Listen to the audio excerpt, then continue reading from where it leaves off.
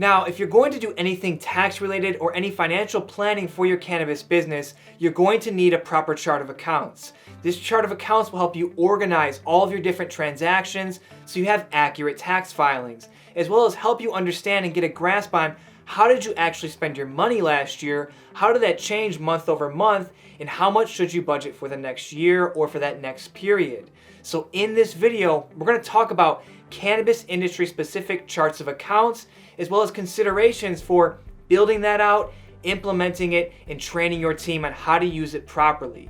Now, if you have any questions about cannabis business accounting or charts of accounts for cannabis businesses, then please reach out to Green Growth CPAs via our website at greengrowthcpas.com or give us a call at 800-674-9050. Let's hop right into the presentation.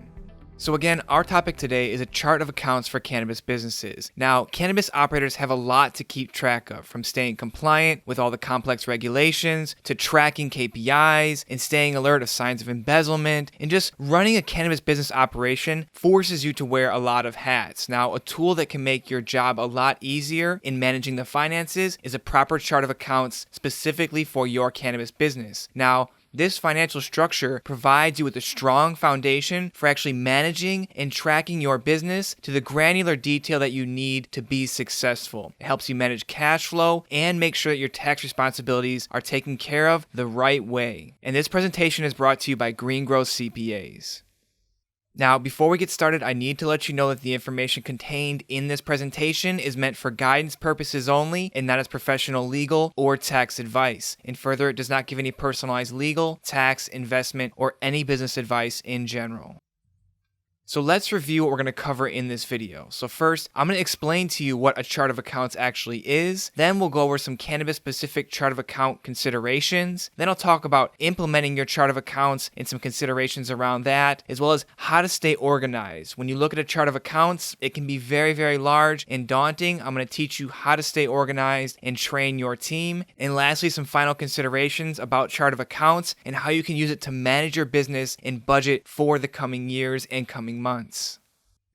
So first, what is a chart of accounts? Now, if you don't know, a chart of accounts is an index of the financial accounts in your general ledger of your business. Now, this index shows all the financial transactions completed during a specific accounting period, whether that's a month, a quarter, or a year. And it's broken out by 5 main categories. You have assets, liabilities, equity, revenue or income, and then expenses. Now, under each main category, your transactions are further itemized into smaller categories. Now, for instance, under assets, you may have cash, inventory, vehicles, insurance, fixed assets, accounts receivable, buildings, and other equipment. So it starts very high level of knowing those 5 basic categories and then even more granular detail. Now, accounting tools like QuickBooks and Xero don't come equipped with a cannabis-specific template preloaded like they do for other types of businesses. So you're going to need to work with a CPA who has cannabis industry experience to get your cannabis-specific chart of accounts. Or you can reach out to our team as well, and we can help with that engagement and make sure you have everything you need in your accounting system to classify your transactions properly. Now, a chart of accounts, or COA, is very helpful for organizing your finances, adding accountability internally, especially if you're creating budgets and need people to stick to certain budgets within a certain variance. And it also gives investors, auditors, and other shareholders clear insights into your business's financial health. Now, as you know, cannabis is a highly regulated industry, so a proper cannabis chart of accounts is vital to meeting the strict and complicated, well, sometimes complicated, hopefully not too complicated, but those reporting standards for the cannabis industry. This chart of accounts helps you organize your finances for reporting those things properly. And an example of that would be your taxes, your excise tax, your sales tax, and any other kind of tax. Now, it's much easier to prepare quarterly financials and your tax returns when you have a cannabis-specific chart of accounts, because you can actually prepare them with the detail needed by your investors or by your senior team or by the government body that is implementing this tax.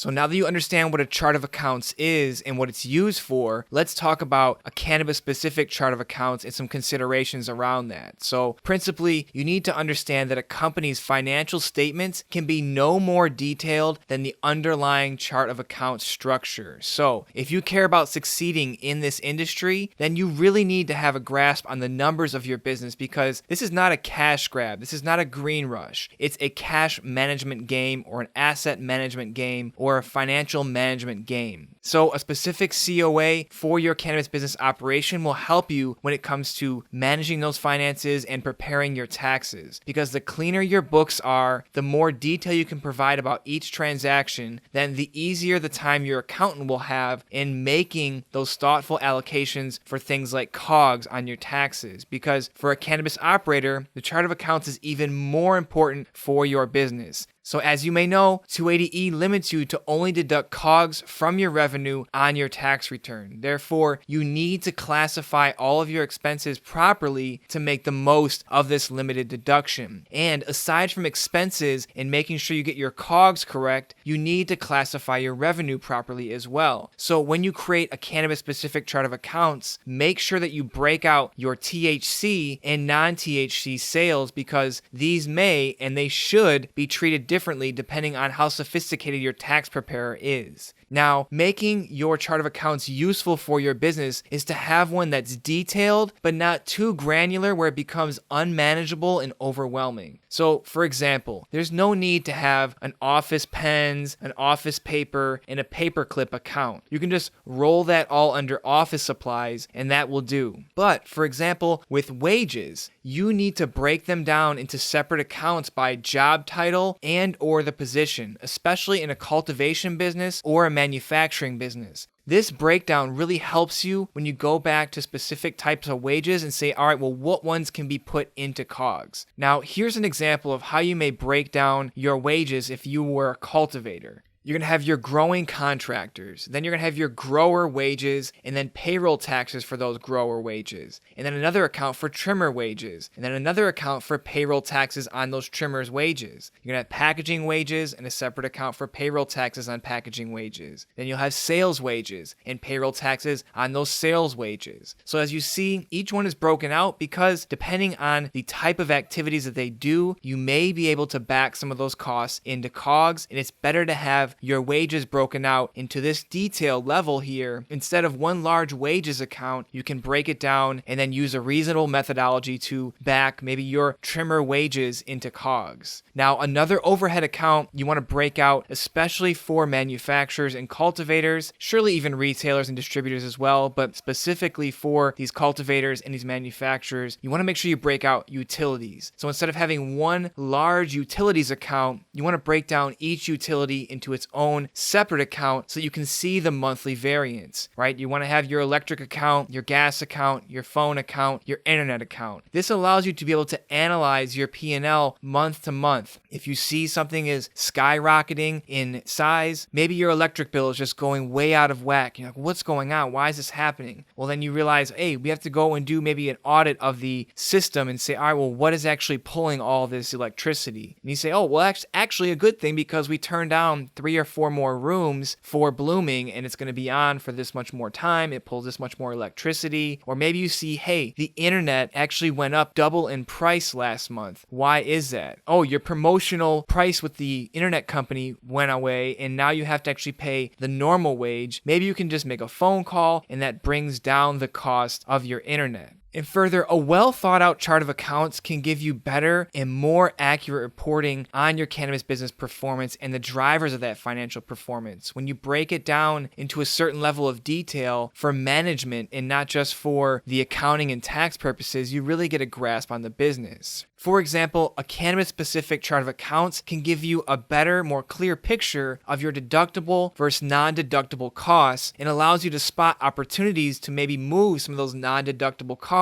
into deductible costs and save on your taxes. You won't know until you break things down. If you lump things up too much, then you can't really manage your business by looking at the numbers. So now I want to talk about implementing a chart of accounts for your business. So after you get the chart of accounts uploaded into QuickBooks or into Xero or whatever accounting software you're using, maybe you're even only using Excel because you want to keep it very basic, that's fine. But the next thing to do is to learn how to actually use this chart of accounts properly. Now, you may have an admin or an internal bookkeeper helping classify transactions throughout the month, and then your CPA hops in and makes that final pass to do any updates or last tweaks if necessary. So the first thing you need to do is you need to understand where you're supposed to code different expenses. Essentially, what does each line item mean and what costs go into each one, or what transactions go into each one. Now, you're likely going to need a CPA to give you guidance on this. And yes, many businesses are similar, and I could tell you this goes here or that goes there during this video, but depending on your state, your license type, and many other factors, you may need personalized guidance and will likely need personalized guidance on what goes where and the methodology behind it. And another thing is you want to make sure that whoever is doing the coding or classification of your transactions really understands the business and its expenses and its revenue and how all the financials tie together, because categorizing your things incorrectly could cost you in tax savings or create bigger issues in the future for you and your accountant. Because say you start to classify transactions in the wrong account and you start taking deductions that are not really supposed to be taken, then you get audited. The auditor looks into your books, looks at the detail level of the transaction, and says, hey, you can't do this. Now you've created a tax liability for yourself that may have interest and penalties added onto it, and it could be something where you have gross negligence, and that's not something you want to have. And as a side note, the more that you can classify your expenses on your own or in-house, typically that's going to result in a cheaper tax preparation. So as you understand, accountants are not cheap investments. They're not very expensive when you look at how much value they add to your business. But if you can help reduce the amount of time that your CPA needs to spend cleaning up your books, then the more money you will save. Now, likewise, a well thought out chart of accounts can also help you, again, avoid gross negligence with the IRS or even from your investors. If you're going into that good level of detail and making sure your deductible and non-deductible costs are classified properly, then it shows that you put some thought behind the business and are putting out these SOPs for the accountant or the bookkeeper or the admin to make sure that things are going in the right places and there's a reason or a methodology behind it. Now, once you understand what each line item means and which costs go into each one of those, you need to know where the information for each account flows in from. So, for example, for your income, does it come from a POS system? Does it come from a wholesale system? Is it by invoices on PayPal? Or are these invoices on Excel? And then from there, you have to understand, all right, well, we know where it comes from. Is it done automatically and dropped into QuickBooks through an API? Or is this something that's done by hand after every invoice is sent out and someone has to go through the SOP or the standard operating procedures that once you send the invoice to the client, you need to upload it into QuickBooks or into Xero. Now, once you get your income down, you have to think about, well, for COGS or any other expenses, does this actually come from a POS software, or is there a separate analysis that's being done offline that is finally uploaded into QuickBooks or into Xero, and this needs to be done weekly or monthly? You really need to understand how things flow in, because if you don't know where it flows in from, you may miss some transactions, and that could really hurt your business, because if you don't have the right things in there, again, you're going to have an inaccurate tax filing, which, as we talk about all the time, could lead to large issues with the regulating body who you're reporting that tax info to.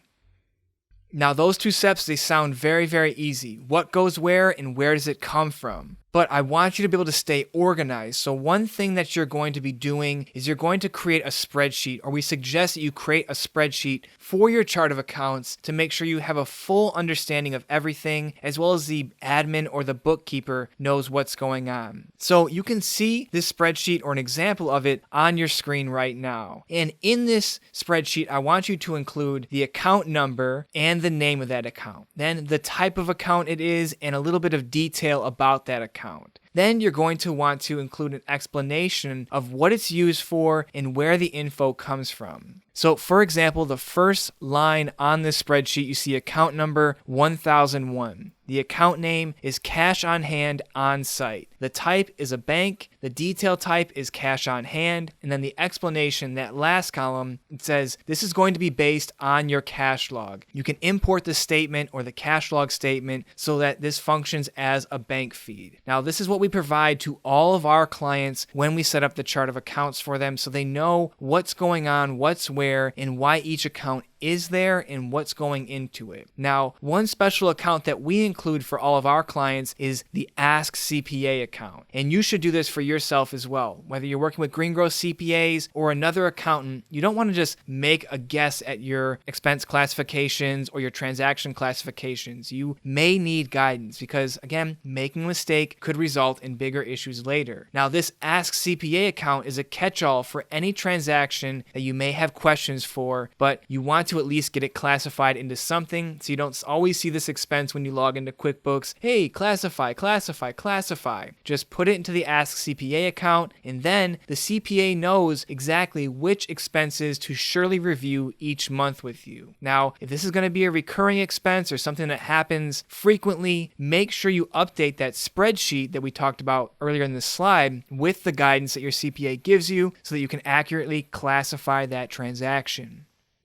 So, some final considerations for your chart of accounts. Now that you know what the chart of accounts is and how to implement it into your cannabis business, I want to give you some thoughts and considerations about the structure of it or how to use it. So first, the structure of your chart of accounts should be for management purposes and not for GAAP or only tax purposes. You want to set up your chart of accounts to help your financial managers or to help out your C-level team or your senior team, because you want to create financial reports with your chart of accounts for things that you want to see to help you manage your business. Tax and audit CPAs, they're going to adjust your reports to fit their purposes anyways. Yes, the CPA is going to give you some guidance when you set this up, but make sure you have the information that you need to manage your business. The new goal is financial reports that provide the metrics that you need to run your operation throughout the entire year. The next consideration is to define your gross margins correctly. Now, many operators have been sold this idea of a green rush, but very few businesses are actually profitable. And the first thing to address is the gross margin to see if you're actually producing profitable products, and then break it down after that. Now, gross margin is defined as profit after your direct costs, and direct costs can be defined differently depending on your vertical in the cannabis industry. So we suggest that you and your CPA sit down and understand which costs can actually be put into direct costs for your products, and then create automated weekly or even monthly reports that give you the information on the financial health of your business so that you can keep an eye on things like your gross margin or your sales volumes or certain expenses that you need to really keep an eye on. And again, do this weekly if you're a bigger company, because certain expenses can balloon very quickly. And if you wait 3 or 4 weeks, or even if you wait quarterly, things could get really out of hand and you can burn up a lot of cash unnecessarily.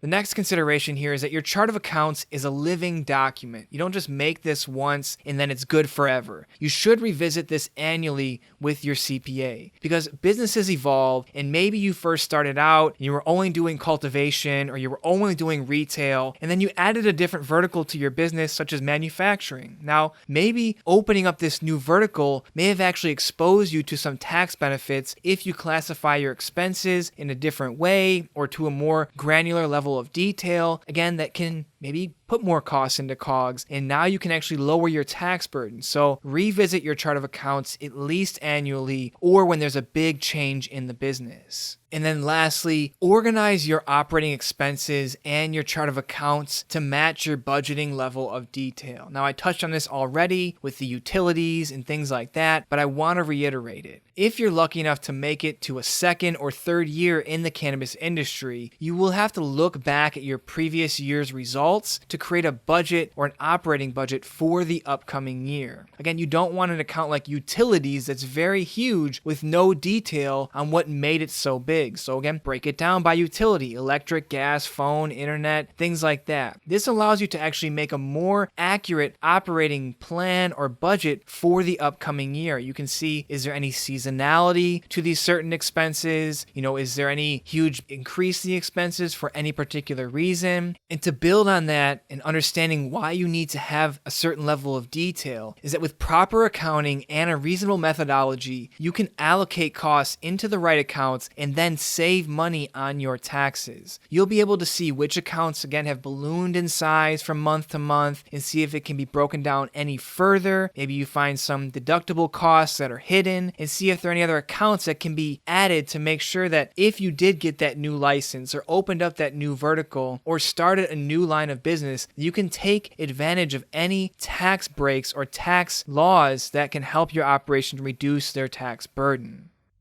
Now, hopefully this video has brought you some value and helped you understand the importance of having a cannabis-specific chart of accounts for your business to help you manage the business and help you grow and budget for the future. Now, if you need help with implementing a cannabis-specific chart of accounts for your business, please reach out to us via our website at greengrowcpas.com or give us a call at 800-674-9050. Again, we work with hundreds of clients throughout the country and even international clients that need to go from IFRS to GAAP accounting. We can do it all. We can help with anything cash and cannabis, especially getting you this chart of accounts for your cannabis business. So if you need help with that, please reach out to us via our website at greengrowcpas.com. Click on that Get Started button in the top right corner and then fill out the form. We'll reach out to you or give us a call at 800-674-9050. Have a great day and we'll talk to you soon.